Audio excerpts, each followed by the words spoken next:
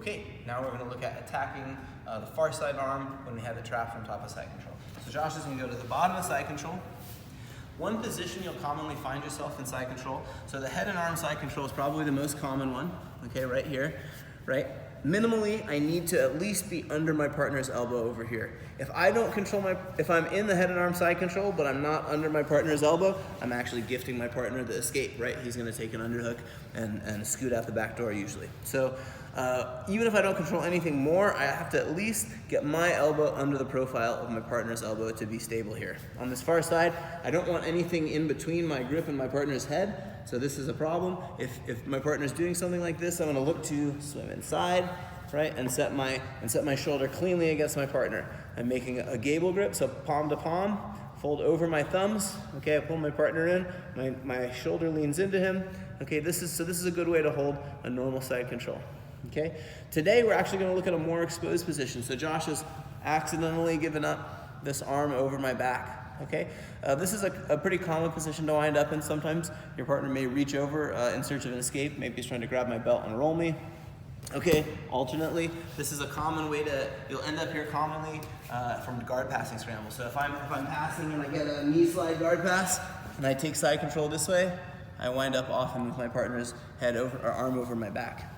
If that's the case, I want to keep it, okay? Also want to keep that over here if I get it, but we're going to talk about that in a moment, okay? So if my partner's arm is over my back, I'm going to grab it, okay? Now, I want to go ahead and I want to clear my partner's arm on this side, okay?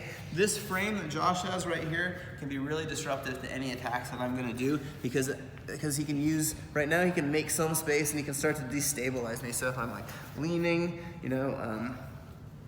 if I'm like here, like as I come over, he can try and bridge me to the far side. Okay, so we're gonna remove that arm before we proceed. So what I'm gonna do is I'm gonna walk down towards my partner's hips, and my left knee is gonna slide up and clear, and I'm gonna pin my partner's arm for this one. So my knee is just driving inside my partner's arm. Okay, and I'm just gonna leave it there. Okay, and now I'm gonna take this hand and put it on the other side, and I'm gonna start to squeeze Josh in. Okay, now a lot of times at this point your partner's right arm is kind of useless, and so they're going to try and begin the escape by bringing their left arm into the action. When Josh does that, I'm going to grab the Americana. Okay, to finish the Americana, I want to make sure the back of my partner's hand is on the mat. Okay, and my hands are going to slide Josh's hand down, and I'm going to begin to raise my elbow to finish. Okay, so a lot of times you'll hear this called the mousetrap Americana because I kind of lay a trap and let it snap tight, let it snap shut on my partner's arm. So I'm holding here. Okay, my other hand I just kind of like rest it up here, but I'm crossing my arms importantly because now when Josh reaches his arm down, as soon as I grab his hand, I'm in position for the Americana. I grab his hand, I grab my hand, and I'm in business. Okay, I don't want to let my partner's hand come off the mat. It's important that this hand is as flat as possible. If I want extra pressure, I can try and turn his hand out and put him on his pinky.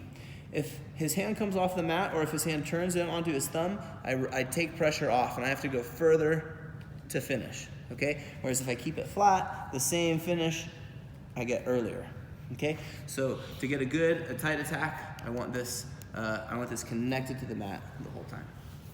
Okay, let's see it again. I'm gonna go head towards the camera. Okay, so we start, arm up behind. So I need to begin by clearing this arm, okay, so that I don't wind up fighting it the whole time I'm working the attack. So I will walk low and kind of turn my partner's legs, and this is gonna expose the profile of his elbow. I'll slide my knee up inside, okay, to open his arm away from his body, and then I'm just gonna bring my knee over his arm to staple it to the mat.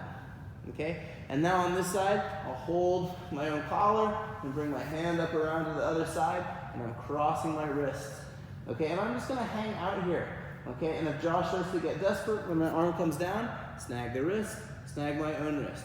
Put his hand flat on the mat. Sometimes you'll hear the Americana called the paintbrush because I'm gonna use his wrist or the top of his hand to paint a stripe. Okay, so I paint a stripe, and as I paint the stripe, I raise my elbow to get the submission. Okay, making sure that I keep the flat of his hand, the flat top of his hand on the mat, not letting him turn his thumb to the floor, which will alleviate the pressure.